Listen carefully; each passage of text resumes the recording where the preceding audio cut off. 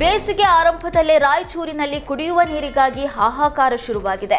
ಜಿಲ್ಲೆಯ ಮಾನ್ವಿ ಪಟ್ಟಣದ ಬೆಳಗಿನಪೇಟೆ, ಚಂಬಲದೊಡ್ಡಿ, ದೊಡ್ಡ ಕಟಕರ ಬಡಾವಣೆಯಲ್ಲಿ ನೀರಿನ ಸಮಸ್ಯೆ ಉಲ್ಬಣವಾಗಿದೆ. ಜನರು ಕೆರೆ ಪಕ್ಕದ ಜಾಗದಲ್ಲಿ ಅಲ್ಲಲ್ಲಿ ಚಿಲುಮೆ ಅಗೆದು ನೀರು ತರ್ತಾ ಇರುವ ಪರಿಸ್ಥಿತಿ ನಿರ್ಮಾಣವಾಗಿದೆ. ನೀರು ತರುವುದಕ್ಕೆ ನಿತ್ಯವೂ ಮಕ್ಕಳು, ವೃದ್ಧರು, ಮಹಿಳೆಯರು ಪರದಾಟ ನಡೆಸಿದ್ದಾರೆ. ಇನ್ನು ಮಾನ್ವಿ ಪುರಸಭೆ 5 ದಿನಕ್ಕೊಮ್ಮೆ ನಲ್ಲಿಯಲ್ಲಿ ನೀರು ಸರಬರಾಜು ಮಾಡ್ತಾ ಇದೆ. ಇನ್ನು ಉಳಿದ ದಿನ ಚಿಲುಮೆ ನೀರೇ ಗತಿಯಾಗಿದೆ. ಇನ್ನು ಈ ಮಾಹಿತಿ ತಿಳಿದು ಸ್ಥಳಕ್ಕೆ ಸಣ್ಣ ನೀರಾವರಿ ಸಚಿವ ಎನ್.ಎಸ್. ಬೋಸರಾಜು ಹಾಗೂ ಮಾನ್ವಿ ಶಾಸಕ ಹಂಪಯ್ಯ ಸಾಹುಕಾರ್ ಭೇಟಿ ನೀಡಿ ಶೀಘ್ರವೇ ಕುಡಿಯುವ ನೀರಿನ ಸಮಸ್ಯೆ ಬಗೆಹರಿಸುವುದಕ್ಕೆ ಅಧಿಕಾರಿಗಳಿಗೆ ಸೂಚನೆ ನೀಡಿದರು. ಐಎಂಎ ಠೇವಣಿದಾರರಿಗೆ ರಾಜ್ಯ ಸರ್ಕಾರ ರಂಜಾನ್ ಗಿಫ್ಟ್ ನೀಡೋದಕ್ಕೆ ಮುಂದಾಗಿದೆ. ಹಣ ಕಳೆದುಕೊಂಡವರಿಗೆ ಐಎಂಎ ಆಸ್ತಿ ಹರಾಜಿನ ಹಣ ನೀಡೋದಕ್ಕೆ ಮುಂದಾಗಿದೆ. ನಿನ್ನೆ ಕಂದಾಯ ಸಚಿವ ಕೃಷ್ಣ ಬೈರೇಗೌಡ ನೇತೃತ್ವದಲ್ಲಿ ಸಭೆ ನಡೆಯಿತು. ಮೀಟಿಂಗ್ನಲ್ಲಿ ರಿಜ್ವಾನ್ ಹರ್ಷದ್ ಸೇರಿದಂತೆ ಹಲವು ನಾಯಕರು ಭಾಗಿಯಾಗಿದ್ದರು. ಈ ವೇಳೆ ಚರ್ಚೆ ನಡೆಸಿದ ನಾಯಕರು 3,213 ಕೋಟಿ ಹಣವನ್ನು ಠೇವಣಿದಾರರಿಗೆ ನೀಡೋದಕ್ಕೆ ನಿರ್ಧಾರ ಮಾಡಲಾಯಿತು.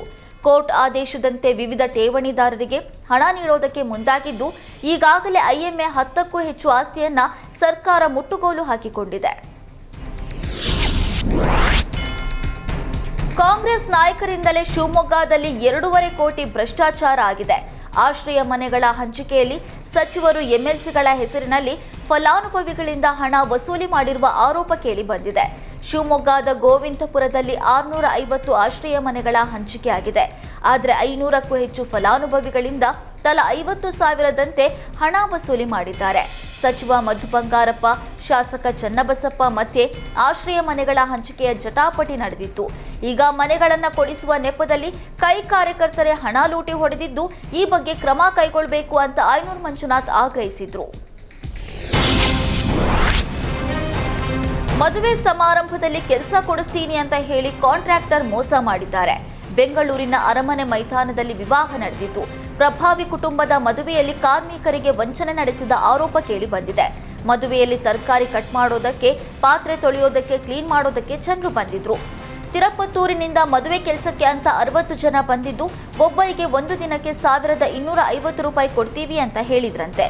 ಕೆಲಸ ಮುಗಿದ ಮೇಲೆ 700 ರೂಪಾಯಿ ಕೊಡ್ತೀವಿ ಅಂತ ಹೇಳ್ತಿದ್ದಾರಂತೆ.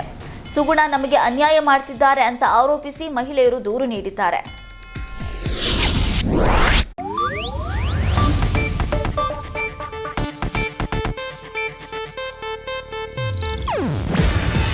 ಇದು ಏಷ್ಯಾನೆಟ್ ನ್ಯೂಸ್ ನೆಟ್ವರ್ಕ್ ಪ್ರಸ್ತುತಿ.